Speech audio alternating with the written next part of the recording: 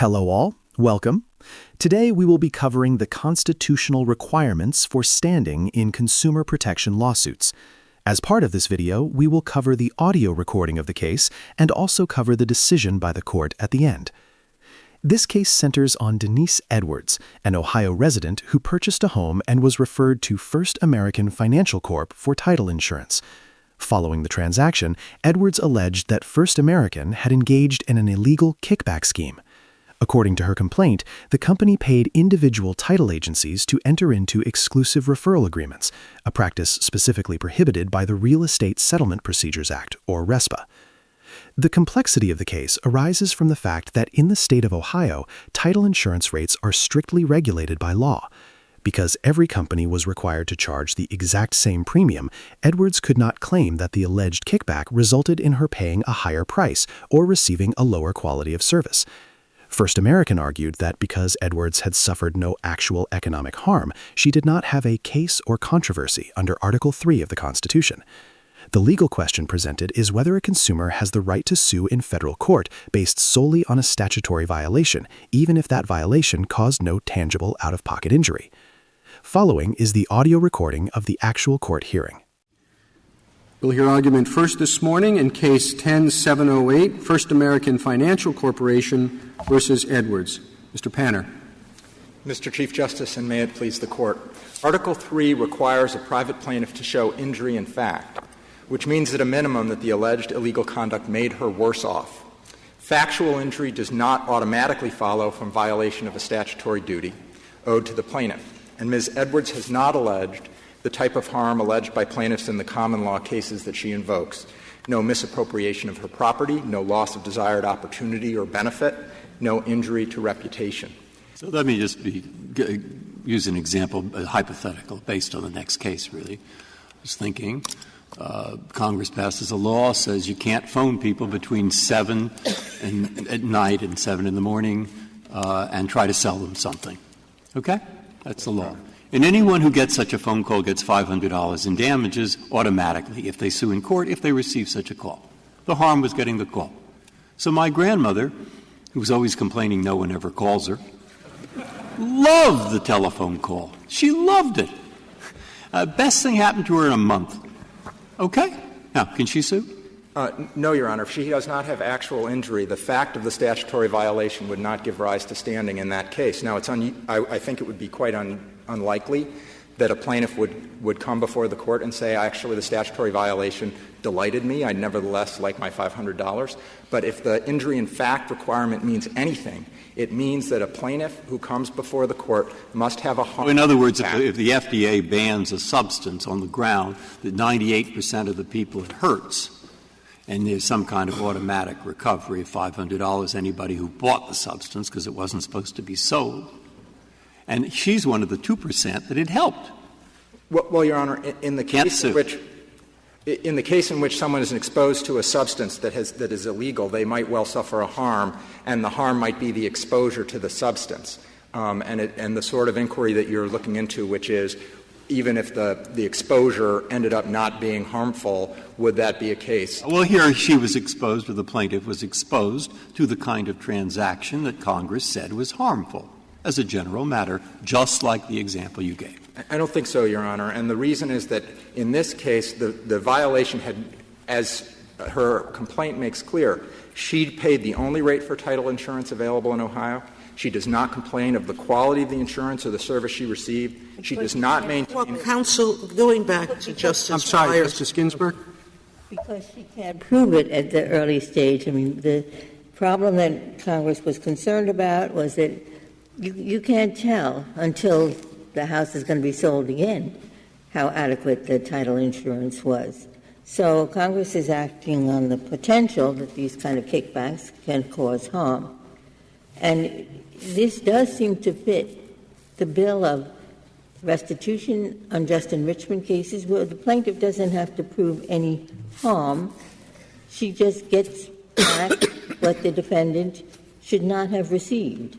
Your Honor, with respect to unjust enrichment cases, those cases reflect circumstances where there's a benefit received at the expense of the plaintiff. And in the traditional sorts of cases, unjust enrichment, of course, is an invention as a category that's relatively recent. But the unjust enrichment cases reflect quasi-contract circumstances where a benefit was conferred that injustice should have been compensated, so the plaintiff is made worse off in not receiving the benefit or the compensation for the benefit, or a circumstance of constructive trust where there was property or other right of the plaintiff that was misappropriated and used without the permission of the plaintiff. So an opportunity or property was taken away.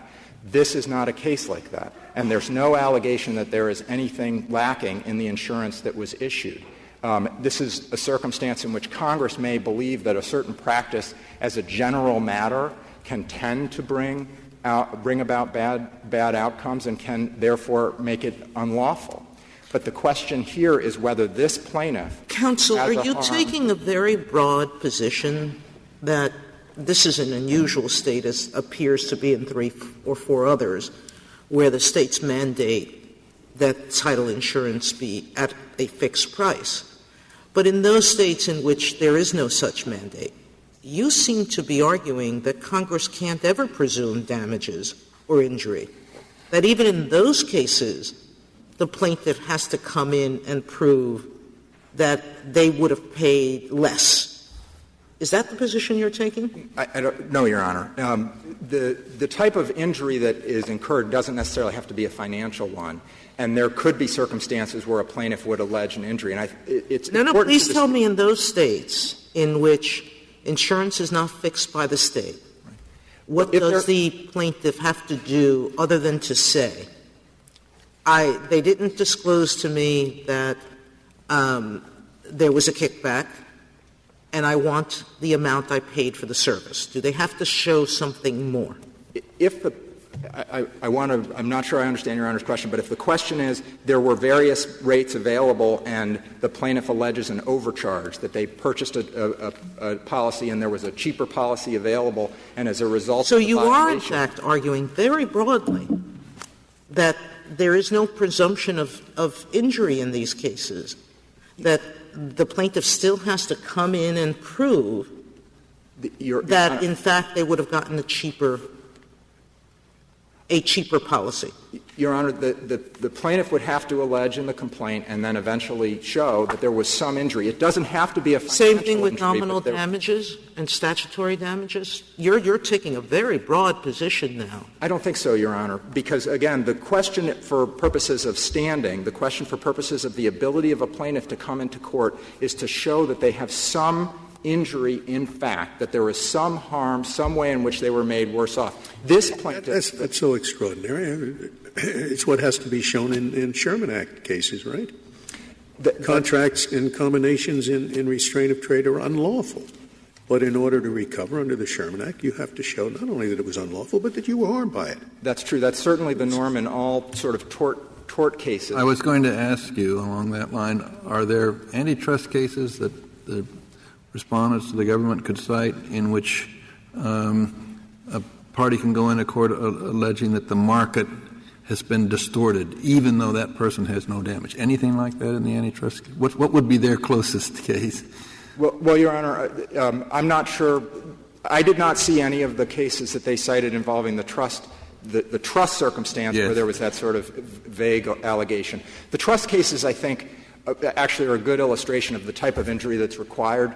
We're talking about trust, not antitrust now. Right. But the trust cases involve a circumstance. I think that the plaintiff here kind of gives the game away by, talking about the Michaud case, using the phrase, the plaintiff may sue. And, of course, that's not what the case says. What the case says is that a beneficiary can come into court and say, the trust has violated the duty to me. I want to unwind the transaction to get the benefit that I would have gotten had the trustee behaved in the way required.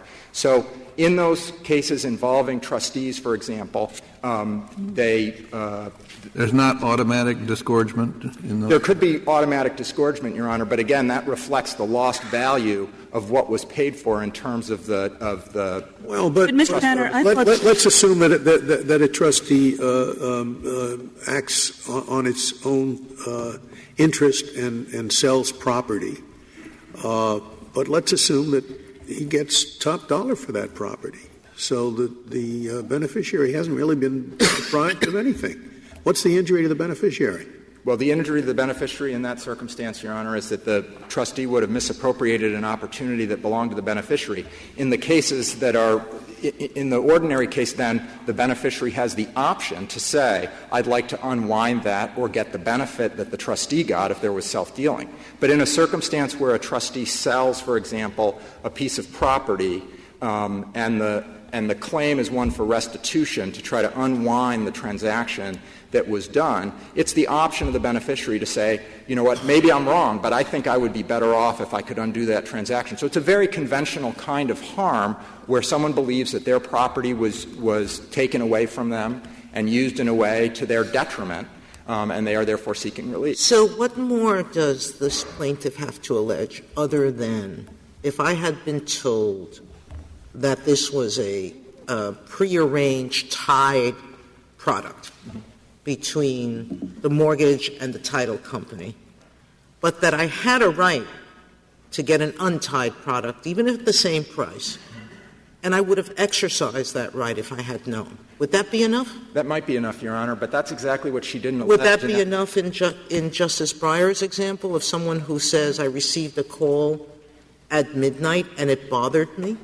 Yeah, I think that certainly would be enough. Absolutely. The point is that this complaint abstracted away any such particularized claim for a very particular purpose, which was that in order to maintain this case as a class action, the basis of harm could not be anything personal or individual to So you go plaintiff. back to your position that Congress has no power to give a cause of action on the basis of a statutory violation in which it is presuming injury. That is correct, Your Honor. What Congress cannot do is to confer on a particular plaintiff an injury that's constitutionally sufficient under Article III. I think this Court has made clear that Congress cannot do that, and that the existence of a statutory right by itself, even the violation of the statutory right, does not create injury for constitutional Well, purposes. it's certainly you couldn't sue, but if I paid money that I would have and that I'm entitled to get back, then I've been injured because. Well, Your Honor, you paid money. In this case, the plaintiff paid money for a title insurance policy which she received. She paid at the legally required rate, and she makes no complaint about the policy, nor does she claim that it would have mattered to her. Can I ask you to clarify something? What could a plaintiff who purchases title insurance in Ohio allege that would be sufficient to provide standing? Well, certainly if a plaintiff said that the manner in which the title insurance was provided had delayed her closing, or that there were procedures that were what could be done? Okay, go ahead. That there was something about the service that she received as a result of the referral to a particular title insurer. Again, assuming that this is a violation, which we don't think it is, but assuming that it is. So the plaintiff could allege some kind of defective service at the time when the title insurance is purchased. There really is no service provided at that time, is there? You get a title insurance policy, and that's it, and you don't know what will happen if there's some problem alleged with the title at some point down the road. Well, that's really the risk of that really is on the title insurer, which is why the title insurer has no incentive whatsoever to encourage poor service by a title insurance agent. Well, that leads me to this question. I never thought of title insurance companies as being fungible, and some were very, very good about narrowing the exceptions, about working with the seller of the property if you represented the buyer to get rid of the exceptions. And so I'm not sure that it's just a question of a policy versus no policy. There's a quality to the research they do. And the next, and related to that, is this: you put the case as if the price is going to be the same for the insurance. I think there's nothing in the state law that permits the insurance company to set a lower rate. And second, don't the title companies charge other fees, title search fees and so forth, other fees in addition to the price of the insurance? And those other fees, arguably, I know she didn't allege any damage, but those other fees arguably are too high because of this fixed market. Well, Your Honor, She didn't allege that. I know she didn't allege it, and I think that's critical because the issue is not whether it's conceivable that an injury could occur from the violation. It could. And what you have indicated about difficulty clearing objections to a title, for example, if there was a problem that she had with respect to that and she believed that it was the case, that would actually be the job of the title agent, and there's no allegation that she was improperly referred to the title agent. So the insurer is underwriting the policy and bears the residual risk, but it's the agent that is actually engaged with the plaintiff here. And the agent name here was Tower City. Suppose Congress makes a finding. And this is the finding. We think that lawyers or whoever's engaged in these who hire title insurance companies should hire the best one on the merits, not on the basis of which one will give them the biggest kickback. We think that's so because that will help people secure. Everyone who buys a house will feel more secure knowing that the market worked there. We can't prove who feels insecure and who doesn't. We think in general they would. And so we give everybody the right to recover $500 if they are injured, where the injury consists of being engaged in a transaction where the title insurance company was not chosen on the merits, but was chosen in whole or in part on the basis of a kickback. And they write that right into the statute. So therefore there is no doubt that the plaintiff here suffered the harm that Congress sought to forbid. That harm was being engaged in a transaction where the title insurance company was not chosen on the merits, but partly in terms of a kickback. Now, what in the Constitution forbids Congress from doing that? The Constitution, Article 3, as this Court has interpreted it, requires that a plaintiff that comes into court must have suffered an injury in fact. And Congress cannot create that injury legislatively.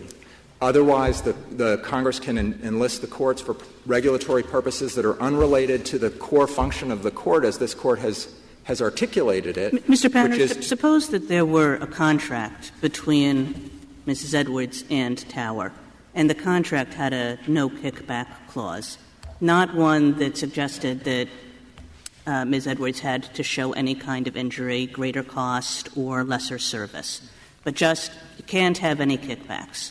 Can she sue on that contract? Well, if it was a negotiated agreement and it was one where the parties had given value for that assurance, then that would represent something that there had been a judgment in advance by this particular individual that was something that was a performance that she was willing to pay for and the promise that meant something to her. And so that and now suppose that case. Congress passes a law and says every contract of this kind has to have such a provision in it. Would she now have standing? Most likely not, Your Honor. And the reason is that it's the difference between a contract that the parties engage in where there would be if there's a negotiated contract, it would be reasonable for the court to say, well, there's value attached to the rights that the parties have bargained for here. But it's different if Congress is using it as a mechanism to create injury legislatively. And in that circumstance, the court would still have to determine whether there was injury in fact that would allow the plaintiff to get into court. But it's a different case. Could Congress decree that the agent in this case shall be an agent of the purchaser rather than an agent of the title insurance company? As it has done in real estate, I think. The real estate broker must be an agent of the seller and not of the purchaser. Can it establish a trust relationship between the purchaser here and the person selecting the title insurance company? Well, I think that Congress could potentially create a trust relationship. And if it did, would the violation of that trust relationship constitute injury for Article 3 purposes? It would depend, Your Honor. Not per se. It would depend on whether there was some way in which that violation caused an injury in fact. So, for example, first of all, to the extent there was some... We don't require injury in fact for most breaches of trust, do we? You do, Your Honor. That is to say that in the case of any of the examples that the plaintiff has cited, there is an underlying interest, an antecedent interest, concrete interest in property or in an economic opportunity, paid for services of an agent, and it is that concrete interest which is invaded by the alleged violation of the responsibility of trust. But of course, here you don't even have that relationship of trust. I understand, but I'm just saying that concrete interest can be created by Congress instead of being created by contract. What difference does it make? If you become a trustee by contract, you get one result, but if you are a trustee by government decree, so that you must be a trustee, contract or not, somehow the situation changes? I don't think the situation would change. I guess what I'm saying is that I don't see any of the common law cases involving trustees as involving recoveries or suits in the absence of what this Court would certainly consider to be an injury in fact, that is to say, some harm to a concrete interest that exists apart from the statutory duty or the common law. But, Mr. Panner, in response to Justice Scalia's questions and my questions, you're suggesting that there's a difference depending on what the source of the law is. If the source of the right is a contract, there's one result. If the source of the right is a statute, there's another result. And I thought that was very much that's very much inconsistent with our case law, and specifically with Lujan. I certainly didn't mean to say that, Your Honor, so let me try to clarify. The question was, there are circumstances in which the legal relationship is such that there could be let me back up. The question is whether there's an injury in fact, that is to say, a harm that exists as a factual matter. And those interests certainly can be reflected by the legal duties that are created. So, for example, there are legal duties in contract that are intended to protect the interests of the contracting parties. There are legal duties under the law of trust that are intended to protect the beneficiary. But this Court has frequently reflected the fact that there is the question of the violation, but then there is separately the question of the injury.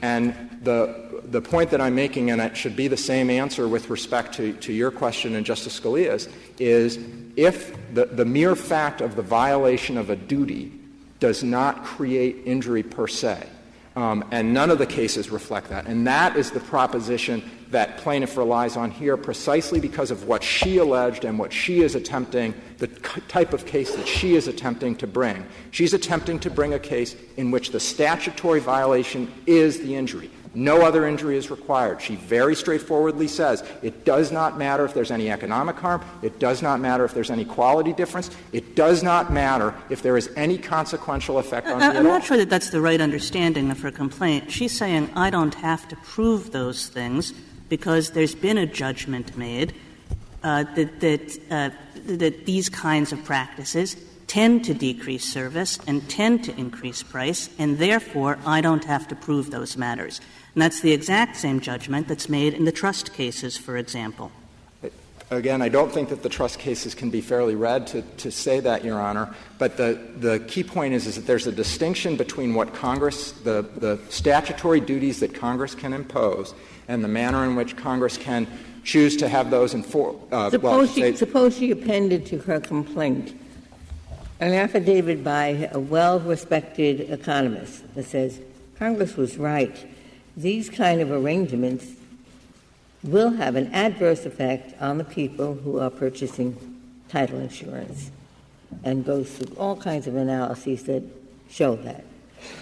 Would that be adequate, then? Well, at the pleading stage, it might be, Your Honor. That is to say that if the question were whether there was an allegation, certainly it's possible that there could be a sufficiently concrete allegation in a complaint that there was that sort of an impact. But, and this is critical, not only was that not alleged here, but the mere fact that there's a statutory duty does not reflect that's the judgment or, the fact that there's been any sort of systemic effect. Congress has broadly prohibited practices involving kickbacks And the Paradigm case has nothing to do with a situation in which a title insurance agent is issuing a title insurance policy for an underwriter. Now, it's not to say that Congress can't pass a broader prohibition and require that it be enforced. Congress can pass a broader prohibition, and then the executive could enforce it. But what Congress cannot do is to dictate in advance that a particular practice has caused injury to a particular plaintiff. So I'm just still following having Justice Ginsburg's problems. hypothetical. Suppose the Congress works with the economists and concludes there is a reasonable probability that if there were no kickbacks, there would be a more competitive market, there would be lower prices for some of the escrow fees, some of the collateral fees in addition to the title insurance.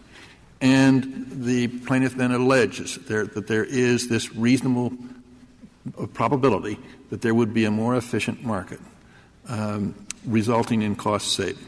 Would that be enough? Well, Your Honor, there has to be a connection between the violation alleged and the harm that ensues. And so a general understanding that the person alleges, and I was in this market, and there's a reasonable probability I could have had a lower price, according to economic theory. Well, again, that wasn't alleged here, so the question would be particular. I understand that, Your Honor. And so the question would be particular to the allegations that were made. In a case like this one, it's in all likelihood a generic allegation that there had been that there was some sort of systemic effect would be insufficient. That would be a speculative sort of claim of harm, and that would be really something where if it's a general systemic effect with no traceability between the violation that's alleged and any supposed harm to the plaintiff, that would be something for the executive. Mr. Chief Justice, if the plaintiff went any further and alleged that some harm particular to her, wouldn't that be even more speculative? Your Honor, economic Honor, harm particular to her. I don't want to take up your rebuttal time, but thank you, Your Honor. I think it would depend. I mean, certainly there are all sorts of circumstances where there is broad systemic harm, but yet the harm to the plaintiff is very clear. If you think about, for example, price fixing. If I could reserve. Thank you, Mr. Panner. Mr. Lamkin. Thank you, Mr. Chief Justice, and may it please the Court. For at least 280 years, the law has been clear that when someone breaches a duty of loyalty owed to you by taking a kickback or otherwise introducing a conflict into a transaction, you can sue on the basis of that alone without showing a further harm in terms of economic loss. The invasion of your right to conflict-free service was itself a sufficiently concrete and particularized injury in fact, not an abstract and undifferentiated. You speak of a duty of loyalty. Oh, there's no duty of loyalty owed here. It was just a law that said you cannot get, and I'm not even sure it's proper to call it a kickback. It's a commission. These people are agents for the title insurance company, and they get a commission on every sale of title insurance that they make. You can call it a kickback, I suppose. I don't know why the other side does, but it seems to me a commission. There's no duty of loyalty. Isn't the seller here the agent of the title insurance company? Congress could have made them, the agent could have, as you pointed out, could have made them a full-fledged fiduciary, elevating your interest in having no conflicts whatsoever in the transaction. We'd have a different case then, but they didn't do that, did they? Congress actually elevated one component of that by giving you a right to freedom from a particular conflict of interest, and that is the kickbacks that undermine their incentive to serve your best interest, that undermine their incentive to choose the insurer that provides the best quality and the best service. Well, this is where I have problems with your argument, because this doesn't seem to me to be a fiduciary relationship, and I don't see where the duty of loyalty comes from, and to say that Congress can just impose some attributes of a fiduciary relationship wherever it wants seems rather strange. Let me give you this example. I take my car to an auto dealer because it's making a strange sound, and I say, call me up when you figure out what you think is the problem. They call me up and they say, well, there's certain things wrong with it and it's going to cost you $1,000. And I say, okay, now, thanks for diagnosing the problem. Where should I have it fixed? Should I have it fixed at your shop, or should I go to another place and have it fixed? And they say, well, have it fixed at our shop. Now, is there a breach of a duty of loyalty there? Well, you might have an interest in getting an honest opinion. It's just not protected in law. They're allowed to tell you what they want to tell you because you have no protected interest in their opinion. I know, but we're looking for whether there's an injury in fact. Put aside the question of whether there's a breach of the duty in law. There is, allegedly here. I just don't see where there's an injury in fact because I know I'm an idiot if I don't realize that they have a strong economic incentive to say, come have it fixed at my place. Well, in fact, Your Honor, Congress is entitled to elevate your interest in obtaining honest judgments or conflict-free advice to legal protection, whether you would be an idiot in accepting it or expecting it in the first instance. They can take that relationship and make it confidential and make it an honest one, even if you hadn't expected that in the first instance. The issue isn't whether they can afford it legal protection. They certainly can. And there can be suits by the federal government, or I think under this statute even by state attorneys general.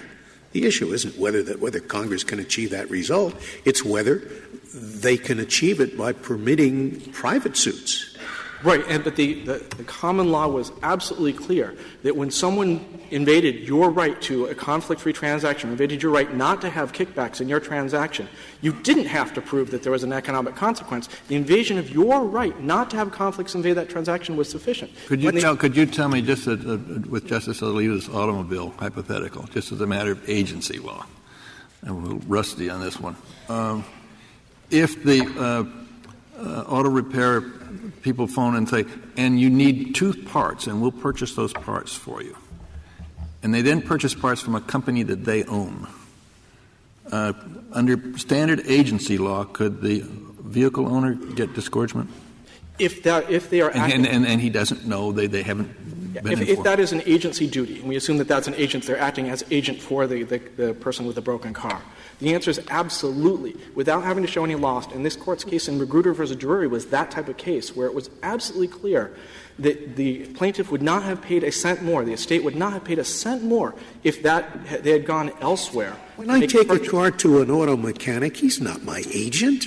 Well, he's an independent contractor doing business. He's not my agent. That's exactly why I said. And it's not an agency relationship here either. Well, it's a customer going to somebody who is an independent contractor. Congress imposed one component of the duty that applies to agents and fiduciaries across the board, and that is don't take kickbacks that undermine the incentive to obtain the best deal from your consumer. Well, more than agents and fiduciaries across the board, he is neither an agent nor a fiduciary. And what's the closest case you have to a situation where there is neither an agency relationship nor a trust relationship, and yet this kind of a right to sue without showing damage exists? What's your best shot? Well, the law has a number of contexts where you don't have to show financial loss. If somebody defames you, you don't have in your business, you don't have to show that you're financially injured. That's injury in fact in and of itself. Well, that gets to a point that I'm having trouble getting my arms around. It seems to me what your position is, what you want us to focus on. There are 3 possible arguments. One is that there is injury in fact in this case. I see some of that argument in your briefs. 2, that Congress presumes injury in fact. Injury in fact is still required, but that is presumed. I read that to be perhaps what the trust cases say. Or 3, that injury in fact is not required at all. Now, which are you arguing, 1, 2, or 3? I think our argument is that the invasion of your statutory right to a conflict-free service is itself an injury in fact. Statutory right. But it also has I'm sorry to interrupt you, but I want to pause on that question. You said violation of a statute is injury in fact. So now, I would have thought that would be called injury in law. And when we say, as all our standing cases have, is that what is required is injury in fact, I understand that to be in contradistinction to injury in law. And when you tell me all that you've got or all that you want to plead is violation of the statute, that doesn't sound like injury in fact. It's injury in fact in the following 2 senses, Mr. Chief Justice. First, all you have to do, getting a conflict-free referral is itself substantively more valuable than getting one laden by conflict. Okay, now that goes back to the first proposition. Well, that's an argument that there is injury in fact here. So it seems to me that, I don't mean this in pejorative sense, but it seems to me that you slide back and forth between 1, 2, and 3, which makes it hard for us to get a decision. I think the answer is so long as Congress has entitled you to something of potential value, that isn't being denied to every other member of the public in an undifferentiated way, that is sufficient to be injury in fact. Now, potential value. Potential value, and it's more valuable. We said in the Whitmore case, and this is a quote, allegations of possible future injury do not satisfy the requirements of Article 3. Potential value sounds to me like possible future injury. In this sense, Your Honor, it's what you received is substantively less valuable.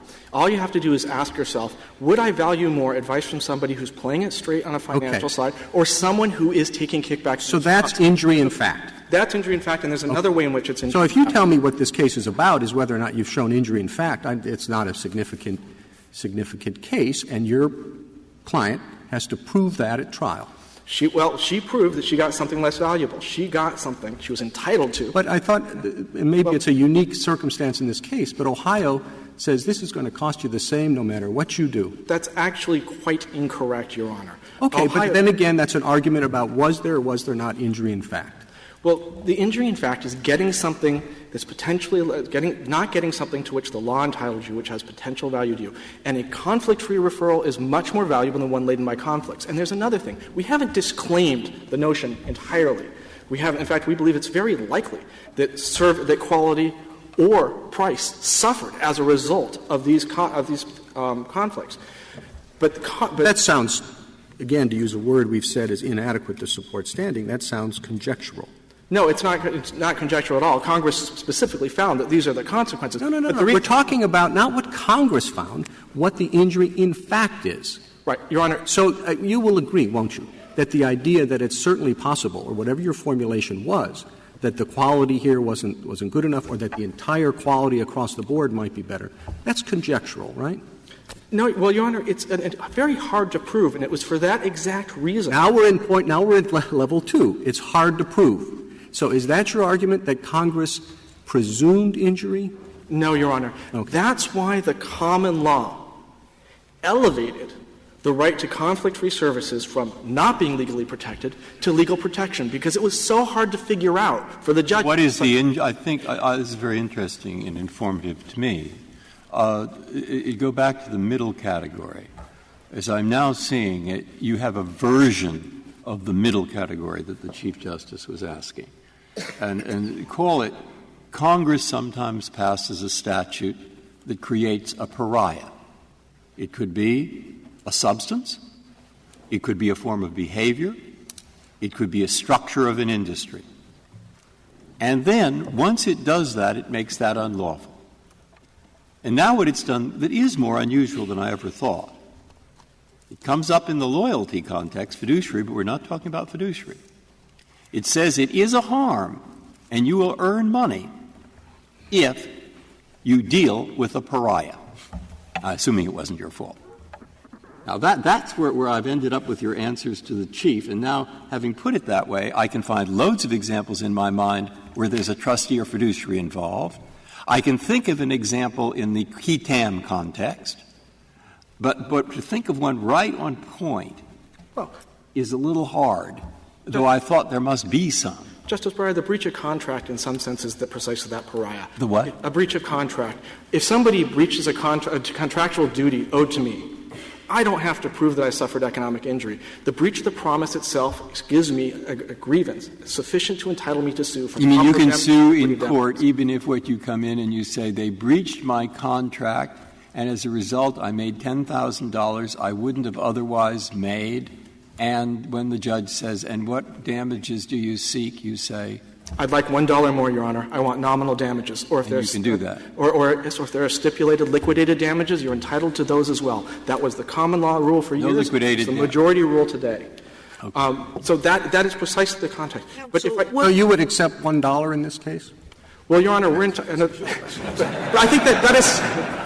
We're hoping to do better, Your Honor, but that actually illustrates. No, that gets. I didn't mean to be facetious, but it gets to the question of whether or not you have to actually show injury in fact. Your allegation in this case is for damages, not just nominal damages, but damages.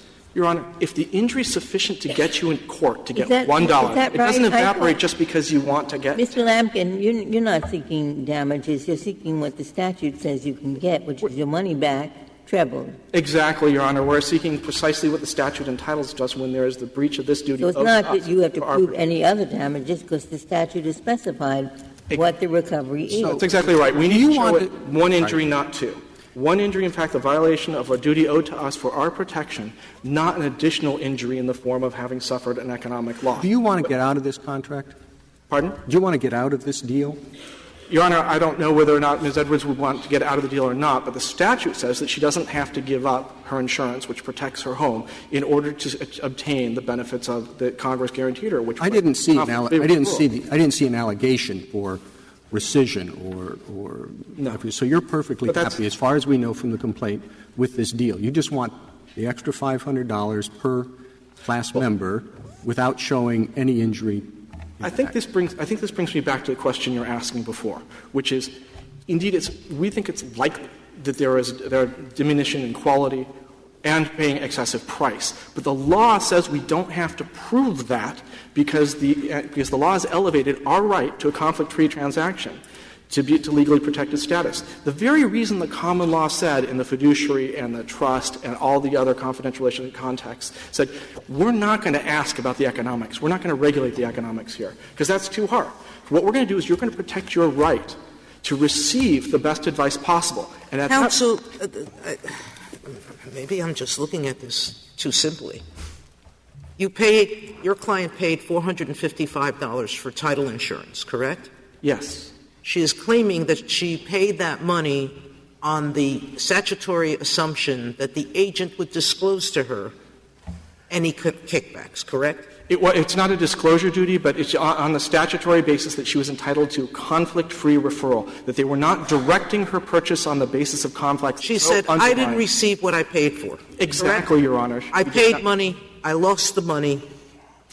I should have it back because what I bought was a conflict-free that's exactly referral. Right. That's not what I got. Yeah, like an aggrieved trust beneficiary. She's seeking to get back something that belonged to her, $455 that she parted company with in a conflicted transaction. You don't want a conflict-free transaction because you don't want to get out of this contract. You're perfectly happy with the contract. You want $500.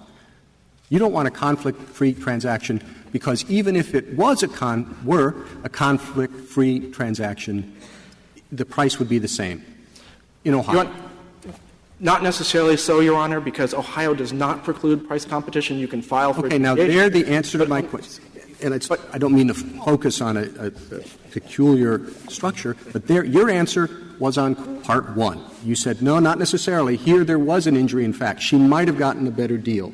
She has been exposed. It's impossible to tell whether or not Fidelity would have been better because of financial soundness, or another company would have been better because it has better claims handling down the road. And you don't want to have to prove that, because if you proved any damage, there goes your class action. Absolutely not. You don't have commonality. The reason we did not allege it is because the statute doesn't require it, and for 280 years, when somebody takes a kickback that interferes with your obtaining the best deal possible, that itself was actionable without proving any further action. How does it harm her to get a title insurance policy for the price of $453 from what you call a kickback-free seller, as opposed to getting the same title insurance for $453 from a non-kickback-free seller?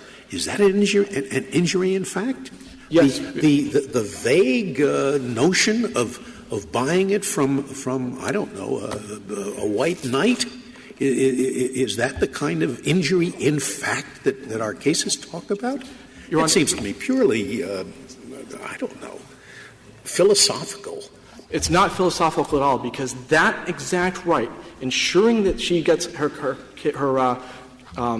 in a kickback-free transaction, is for her benefit. And when she's denied that right, she's been denied something of potential value that hasn't been denied to everybody else in the universe. For her protection, she was entitled to have them. The very fact of a kickback undermines the incentive to pursue her best interests. Like a trust beneficiary, a home buyer spending her money to insure title on her home has a concrete and particularized interest in ensuring that those who direct the purchase are not doing it based on kickbacks which so undermine the incentive to seek her best interest. It may be very hard to prove in individual cases that, Fidelity is more financially sound or another has better claims handling. But it was precisely for that reason that Congress got out of the business and the courts got out of the business of trying to regulate the underlying economics. They're not going to regulate price. They're not going to regulate quality. And instead, we're going to give you a right to get the referral from somebody who has expertise and who doesn't have a conflict created by a kickback that so undermines their incentive. Doubtless Congress wanted to get out of the business, but the issue here is whether Congress can get out of the business, whether it is the function of courts to provide relief to people who haven't been injured. I mean, that's the whole issue. The Constitution, statutes, the common law regularly create bright line across the board rights to protect underlying financial or other economic interests where the rights may sweep more broadly and may apply in cases where those underlying interests aren't affected. But we don't go look backwards at the purpose of the right, abstract the right to its purpose and say, well, unless its purpose was achieved in this particular purpose, we're not going to. Would there be injury, in fact, if the plaintiff knew everything that was relevant to this, was an economist who had studied the effect of these things on title insurance, price, and quality, and in fact was aware of every single transaction that had ever occurred between the title insurance company and the title agent? Would there be injury, in fact, in that situation? Nevertheless, said, okay, I understand this is what I'm getting into, but I'm going ahead. Yes. There's injury. There would be injury, in fact? Yes, because he's been denied something he's entitled to, which is another expert's untainted referral, which is not affected in any way by kickbacks, which we know are entirely corrosive of the interest to pursue his best interest. But it's circular for you to say he's denied something he's entitled to. The question is whether there's an injury. The Constitution requires an injury.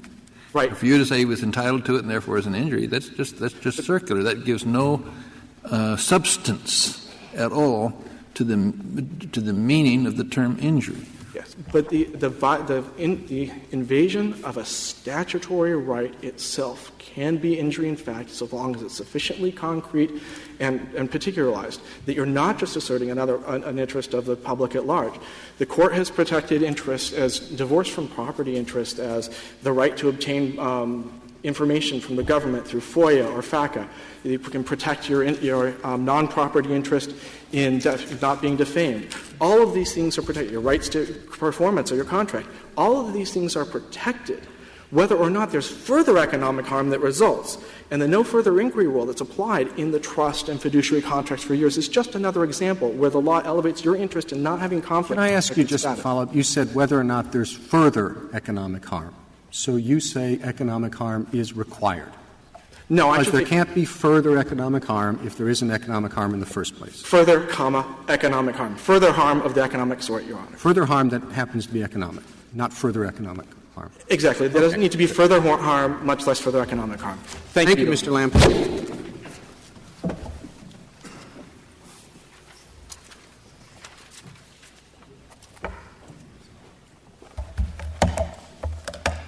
Mr. Yang? Mr. Chief Justice, and may it please the Court, when an individual has a statutory right to a kickback-free referral in a financial transaction, she participates in a particular financial transaction in which her right is violated, and she pays money for the service unlawfully referred. She has sustained an Article III injury in fact based on, as this Court has repeatedly explained in this test, an invasion of a legally protected interest. Suppose, Mr. Yang, let me give you a hypothetical. Suppose, Congress did this to spare the Attorney General the necessity of suing to enforce these requirements. Suppose Congress wants to take the burden off the back of the Internal Revenue Service. So it says that anybody who buys any product from a company that has not paid its taxes is entitled to $500, okay? What that person is entitled to is a tax-observant seller, given a national right to a tax-observant seller. Would every person who buys from some company that hasn't paid its taxes have a cause of action? No. Why not? This Court has explained, I think, principally in your opinion in Lujan versus Defenders of Wildlife, that Congress cannot convert an undifferentiated public interest in enforcement of the law. Well, this is differentiated. You have to have bought from one of these companies. It's not everybody.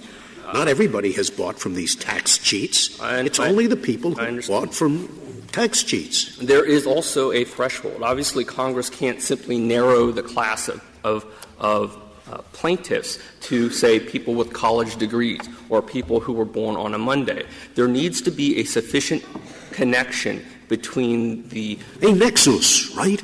Your brief is full of nexus. Well, we'll use connection. Legal jargon for connection. We'll use connection. Lovely. Here. Say connection. We'll say connection. I love it. But in our view, there needs to be a reasonable connection between the prescribed conduct, here the paying of taxes, and the class of persons to which the Congress has conferred the right, and that has to be such that the class is reasonably regarded as victims of the conduct. How much of a connection is necessary? Suppose you have a law that requires all machine parts produced by companies to contain a certain feature, and anyone who buys one that doesn't contain that feature gets $500. I purchase one. That feature is of no use to me at all. That product would be just as good for me for the purposes for which I'm using it, had it not had that feature. Would that be okay? Would I have a cause of action? It's unclear. Let me try to figure out the hypothetical a little bit further. If Congress, for instance, if the machine part was a safety harness in your car, and you purchased a car with a safety harness, but you happen simply, to not use the safety harness, Congress might well be able to provide for a protection for all purchasers of this particular vehicle or any kind of vehicle those types of vehicles must have that safety equipment in order to protect the consumers who purchase it. And in that instance, Congress could well provide for a statutory damage provision to protect such individuals. So even though I've installed my own safety harness, which I always do when I buy a car, I can sue because this car that they sold me didn't have the safety harness. That's $500. That's correct. And let me go to some historical analogs to explain why the focus has to be on the invasion of a legally protected interest. You have things like trespass. At common law, and this was well known to the framers, at common law, if you simply step across a boundary line, a line defined in law, and the rights that are defined in law that are associated with that line, if you simply step across this and step back, that is a trespass. You could bring an action in court. You could have no impact whatsoever except the invasion of your legal right, and you would get nominal damages. And that similarly, if you had a contract, you could have a breach of the contract. Justice Scalia has a point. As I heard him, he was reiterating what used to be called a prudential rule of standing. It wasn't constitutional, but you look to see if the statute is meant to protect this kind of person against that kind of harm. All right? And if not, there's lack of prudential standing.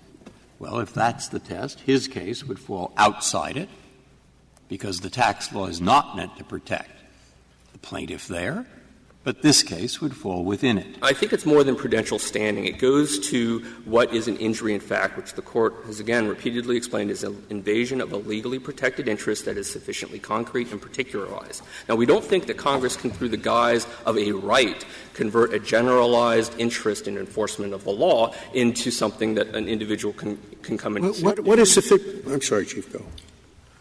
Why do we always say injury in fact, then? You say so long as the harm is a violation of the law, a legally protected interest. Our standing cases always say injury in fact, as opposed to injury in law. And you're saying if you violate the law, you have sufficient injury. Well, your cases actually say an injury in fact, and then go on to explain, for instance, in Defenders of Wildlife, that is an invasion of a legally protected interest. And I'm not saying that it's any invasion of the law, but when Congress confers They also go on to say that it has to be concrete. Right. Real and immediate, not conjectural or hypothetical. That's right. It can't be an abstract type of a thing. It has to be in a specific factual context that's amenable to a realistic judicial appreciation of the consequences. So that all of our cases, we could have left in fact out of all of them. None of them come out differently because we insist on injury in fact. Well, I don't know if you could have left it out. You could have called it anything. It is a legal label that the Court has applied to it. There's a difference between legal harm, though. Isn't that, I guess I'm just repeating myself, an injury in fact is — how do you understand that to be different than any other kind of injury? Well, an injury in fact is not simply a legal injury in the sense of any violation of the law. It is a invasion of a legally protected interest with respect to this particular individual, the particular plaintiff. There are two elements. That's the particularized requirement, and I understand that. But you're saying there's injury in fact simply means particularized? No. Okay. It includes several concepts. An injury in fact is an invasion of a legally protected interest. It either has to be actual or imminent, and it has to be concrete and particularized. Now, so there's several concepts within the umbrella of injury in fact. But I'd like to go back to the examples that we would find at the time of the framing of many types of injuries where you don't have to have anything other than an invasion of your legally protected right. For instance, a right to an agreement. If there's a breach that has no impact whatsoever, you would be able to get in and sue. Now, there's a question of the quantification of damage, but that's separate. That's not whether you have an injury in fact. It is how the measure of damages, and the measure of damages in common law would be nominal damages. Similarly, an invasion, a trespass invasion. Or, for instance, if you were a beneficiary of a trust. I'm not sure about trespass. The object of my owning property is that I have a right to exclude. This is what I own. This is what the law protects. This is a spatial area for which is my own domain. And why do you have that? And there is an injury to that right. Now, but it's you want to say that Congress can say that you have a right to buy a conflict-free title insurance policy. I'm not sure that the two equate. Well, going back to your hypothetical, the reason you have that interest, the reason you have the right to exclude this space is solely by operation of the law. Those concepts that are attached to property rights were created by common law courts. Just as common law courts can create rights through the invasion of which create interest, so too can a state legislature or when Congress is acting within its Article I powers. No, but it's essential to my feeling of security and dignity and privacy. It's like the Justice Breyer telephone hypothetical. I don't think any common law court has inquired whether the invasion the trespass somehow made you insecure or invaded your privacy. It was a bright line. Cases, it seems to me, are different because you are talking about a property right and you can sell a property right. You can go to somebody and say, I have the right to keep people off of this piece of property. Do you want to buy it? Here's how much it's worth. But if that's only a property right to the extent you can keep people off of it. Here, no one's going to buy this right from the plaintiff because everybody's got it anyway. You don't pay her because she doesn't have a tangible, concrete right. The trespass case, the person obviously does because he can sell it. Well, anything can be monetized. No, this one, that's my point. This one cannot be monetized because everybody's already got it. You can answer. It's not really a question. It is. It's kind of a statement. Although, this is a specific financial transaction. It's a transaction involving the plaintiff. She paid money for a service that she got, and it was unlawfully tainted by a kickback. And that's the type of thing we think traditionally could be enforced in court. Thank you, Mr. Yang. Mr. Panner, you have 4 minutes remaining. Thank you, Mr. Chief Justice. It seems to me that there are two positions that have been articulated before the Court, and both are inconsistent with the Court's prior decisions. The first is not yours and his. that of the plaintiff and that of the government, Your Honor. I should have been more particularized. The violation of a duty owed to us, that is what plaintiff claims is the injury here. The violation of a duty is a violation of a duty. It is not injury. And similarly, the government says that what is required is a sufficient connection. to the conduct. But what is required is not a connection to the conduct. What is required is an injury in fact, a harm to the plaintiff who is seeking to obtain redress from the courts. And that fundamental limitation on the role of the courts is critical to the liberty of the people who come before the courts and who are subject to the power of the courts. It is absolutely appropriate for someone who has been harmed through the violation of a statutory or common law duty owed to that person to come before the court seeking redress. But what is not possible is for the courts to be open to a plaintiff who has not alleged that the statutory duty, the statutory violation that has been alleged, has caused any adverse impact. Now, of course, there's illegal conduct that may have caused harm to a broad section of the population. If somebody engages in price fixing and then sells those price fixed goods, it may be very easy to show that as a result of that, many people suffered harm and can come into court to sue for it. Similarly, there are non-financial harms that are the basis for standing in many, many cases. For example, defamation, harm to reputation, discrimination, where someone is subject to an injury of being discriminated against. What about I'm sorry to interrupt your concluding remark, but I am troubled by the dollar nominal damages for breach of contract. What do you say about that? Well, Your Honor, in a circumstance in which there is a bargain for performance, and it may well be that there is a recognition that there is value that was assigned to that performance that may be hard to measure, and therefore there is a concrete injury that's hard to measure, and therefore nominal damages is awarded. Now, the cases are not uniform on whether nominal damages are available. It's actually split, and we are not aware of a case in this court that would say that in a circumstance in which there was a harmless breach, that a suit for nominal damages would establish Article III standing. So with respect to that, I'm not sure what the correct answer would be. Unless the Court has further questions. Thank you, Counsel. Counsel, the case is submitted. That concludes the audio recording of the court proceedings. The Supreme Court's resolution of this case was highly unusual and unexpected. On June 28, 2012, the court issued a brief per curiam order stating, "The writ of certiorari is dismissed as improvidently granted." This is a procedural move often referred to by the acronym DIG. It indicates that after reviewing the briefs and hearing oral arguments, the justices concluded that the case was not an appropriate vehicle for resolving the legal questions presented, possibly due to jurisdictional hurdles or specific facts that made it a poor test case for constitutional standing. Because the case was dismissed without a formal ruling on the merits, there is no majority reasoning, concurrence, or dissent to analyze. The practical effect of a dig is that the lower court's decision stands as if the Supreme Court had never intervened. In this instance, the ruling of the U.S. Court of Appeals for the Ninth Circuit remained final. The Ninth Circuit had previously ruled in favor of Denise Edwards, finding that the injury required by Article III can exist solely by virtue of statutes creating legal rights. Therefore, despite the Supreme Court's silence, Edwards was allowed to proceed with her lawsuit because the lower courts believed the violation of the RESPA statute was an injury in itself.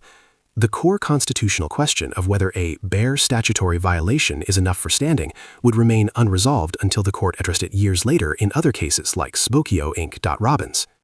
This concludes this presentation. If you have thoughts on this case and judgment, do comment below the video. Also, to receive notifications of future cases, be sure to subscribe to the channel. Please share the channel link with your friends and peers that you think may be interested in or benefit from it. Thank you.